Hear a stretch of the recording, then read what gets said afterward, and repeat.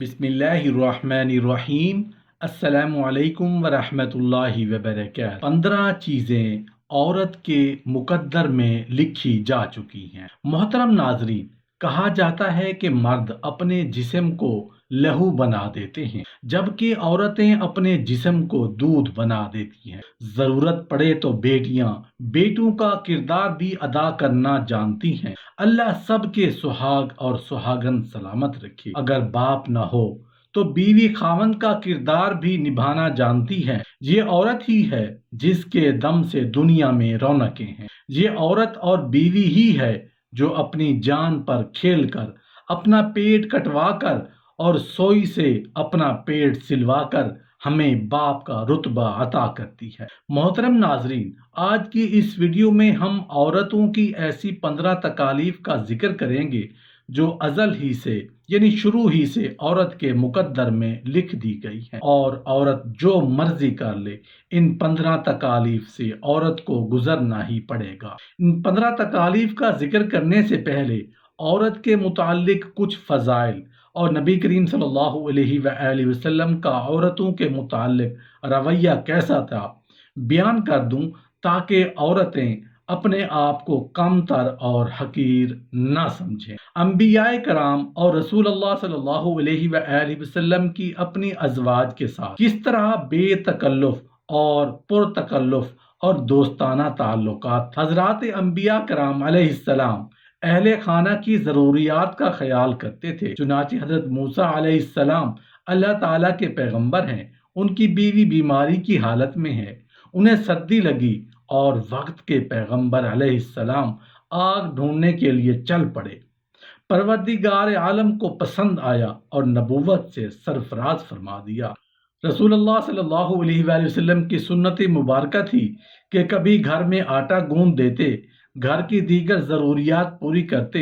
حضرت عائشہ رضی اللہ تعالی عنہا سے حضور صلی اللہ علیہ وآلہ وسلم کے گھر میں معمولات کے بارے میں پوچھا گیا تو انہوں نے بتایا کہ اپنی بکری کا دودھ دھوتے، اپنے کپڑے سی لیتے، اپنی خدمت خود کر لیتے، اپنے جوتے بھی سی لیتے اور تمام کام کرتے جو مرد اپنے گھر میں کرتے ہیں۔ وہ اپنے گھر والوں کی خدمت میں لگے ہوتے کہ جب نماز کا وقت ہوتا تو وہ چھوڑ کر چلے جاتے تھے، یعنی جب نماز کا وقت ہوتا پھر نماز پڑھنے کے لیے تشریف لے جاتے۔ آپ صلی اللہ علیہ وآلہ وسلم کا یہ رحم و کرم نہ صرف ازواج مطہرات کے ساتھ مخصوص تھا بلکہ پوری صنف نازک کے ساتھ آپ صلی اللہ علیہ وآلہ وسلم نے بہترین برتاؤ کا حکم دیا، عورتوں کی کوتاہیوں سے درگزر کر کا حکم دیا۔ نہ صرف یہ کہ نبی کریم صلی اللہ علیہ وآلہ وسلم نے عورت کے ساتھ بہترین سلوک اور برتاؤ کا حکم دیا بلکہ اس کی کمزوری اور خاص مزاجی کیفیت کی وجہ سے پیدا ہونے والی تکلیف کو انگیز کرنے کی بھی تاکید فرمائی، اور اس کو اللہ عز و جل نے یوں بیان فرمایا۔ رسول اللہ صلی اللہ علیہ وآلہ وسلم نے فرمایا، کوئی مسلمان مرد کسی مسلمان عورت کو اس لیے مبعوث نہ سمجھے کہ اس کی کوئی عادت ناگوار ہے، اس لیے اگر ایک عادت ناپسند ہے تو ممکن ہے کوئی دوسری عادت پسند آ جائے۔ ان روایات سے پتہ چلتا ہے کہ اللہ کے نبی صلی اللہ علیہ وآلہ وسلم نے عورت کے ساتھ خصوصیت سے رحم اور کرم کا معاملہ فرمایا، اس کی صنفی نزاکت کو ملحوظ رکھ کر اس کے ساتھ رحم و کرم کرنے کا حکم دیا، اس پر بار اور مشقت ڈالنے سے منع فرمایا اور اس پر بے جا سختی سے نکال کر عزت و وقار کا تاج پہنایا۔ ماں، بہو، ساس، بیوی وغیرہ کی شکل میں اس کے حقوق عنایت کرنے کی تعظیم و اکرام کا حکم کیا، اس کی پرورش اور برداشت اور اس کی نگرانی اور دیکھ بھال کو جنت کا وسیلہ اور ذریعہ فرمایا۔ یہ صنف نازک کے ساتھ نبی کریم صلی اللہ علیہ وآلہ وسلم کا طرز عمل تھا۔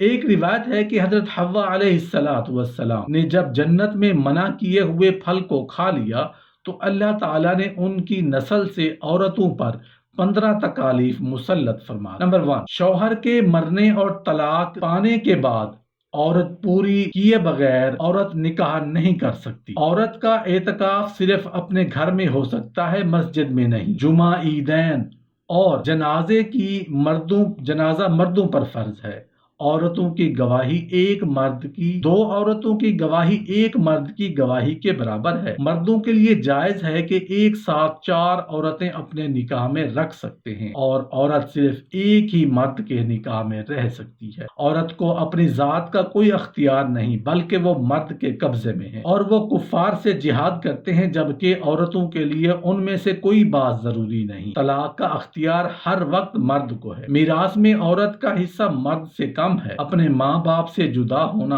اور ایک اجنبی مرد کے ساتھ زوجیت کا تعلق رکھ کر زندگی بسر کرنا اجر و ثواب کے 1000 حصے ہیں، جن میں عورت کے لیے صرف ایک ہے اور باقی مردوں کے لیے۔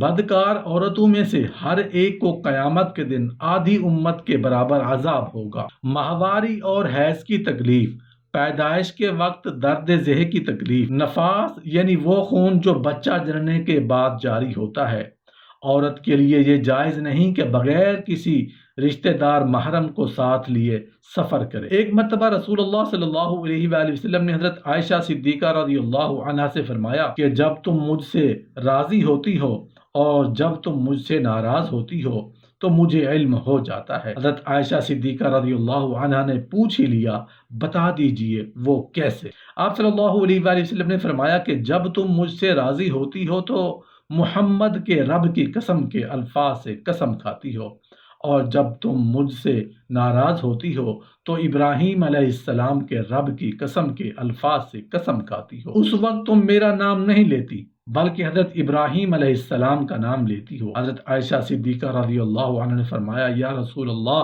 صلی اللہ علیہ وآلہ وسلم، میں صرف آپ کا نام چھوڑتی ہوں، نام کے علاوہ میں کچھ نہیں چھوڑ۔ ایک مرتبہ حضور اقدس صلی اللہ علیہ وآلہ وسلم حضرت سیدہ سودا رضی اللہ عنہا کے گھر میں تھے اور ان کی باری کا دن تھا۔ حضرت سیدہ عائشہ صدیقہ رضی اللہ عنہا نے حضور اکرم صلی اللہ علیہ وآلہ وسلم کے لیے حلوہ پکایا اور حضرت سودا رضی اللہ تعالی عنہا کے گھر پر لائیں اور لا کر حضور اکرم صلی اللہ علیہ وآلہ وسلم کے سامنے رکھ دیا، اور حضرت سودا رضی اللہ تعالی عنہا بھی سامنے بیٹھی ہوئی تھی۔ ان سے کہا کہ تم بھی کھاؤ۔ سودا رضی اللہ تعالی عنہا کو یہ بات گراں گزری کہ حضور صلی اللہ علیہ وآلہ وسلم کا جب میرے یہاں باری کا دن تھا تو پھر یہ حلوہ پکا کر کیوں لائی ہیں؟ اس لیے انہوں نے حلوہ کھانے سے انکار کر دیا۔ حضرت عائشہ رضی اللہ تعالی عنہا نے حضرت سودا رضی اللہ تعالی عنہا کے منہ پر حلوہ مل دیا۔ حضرت سودا رضی اللہ عنہا نے حضور اکرم صلی اللہ علیہ وآلہ وسلم سے شکایت کی تو آپ نے فرمایا کہ قرآن میں آیا ہے، یعنی اگر تمہارے ساتھ کوئی برائی کرے تو تم بھی بدلے میں اسی کے بقدر برائی کرو، لہٰذا بدلے میں تم بھی ان کے منہ پر حلوہ مل۔ چنانچہ حضرت سودا رضی اللہ عنہ نے تھوڑا سا حلوہ اٹھا کر حضرت عائشہ رضی اللہ عنہا کے چہرے پر مل دیا۔ اب دونوں کے چہروں پر حلوہ ملا ہوا ہے، یہ سب حضور صلی اللہ علیہ وآلہ وسلم کے سامنے ہو رہا۔ اس دوران حضرت عمر رضی اللہ عنہ کی آمد ہوئی تو حضور صلی اللہ علیہ وآلہ وسلم نے ان دونوں کو منہ دھونے کو کہا کہ اب تم اپنا منہ دھو لو اور حلوے کو اپنے منہ سے اتار لو، یعنی منہ صاف کر لو۔ حضرت سیدہ عائشہ صدیقہ رضی اللہ تعالیٰ عنہ سے مروی ہے کہ میں ایک سفر میں حضور اقدس صلی اللہ علیہ وآلہ وسلم کے ساتھ تھی، تو پیدل دوڑ میں رسول اللہ صلی اللہ علیہ وآلہ وسلم کے ساتھ ہمارا مقابلہ ہوا تو میں جیت گئی اور آگے نکل گئی۔ اس کے بعد جب میں موٹاپے سے میرا جسم بھاری ہو گیا تو اس زمانے میں بھی ایک مرتبہ ہمارا دوڑ میں مقابلہ ہوا تو آپ صلی اللہ علیہ وآلہ وسلم جیت گئے۔ اس وقت آپ صلی اللہ علیہ وآلہ وسلم نے فرمایا، تمہاری اس جیت کا جواب ہو گیا۔